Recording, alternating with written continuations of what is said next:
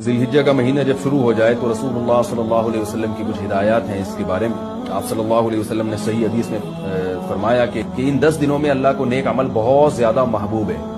तो ये जो पहली तारीख से लेकर 10 तारीख तक के अय्याम हैं, इनमें कोई भी नेकी की जाए, रोजा रखा जाए, तहज्जुद पढ़ी जाए, सदक़ात व खैरात किए जाए या कोई भी नेकी का भलाई का काम किया जाए तो उसका सवाब आम दिनों से ज्यादा मिलता है। दूसरी बात यह कि ये जो अय्याम हैं इनकी कुरान मजीद में कसम भी उठाई गई है, वल फजरी व लयालिन अशर, कसम है फजर की और 10 रातों की।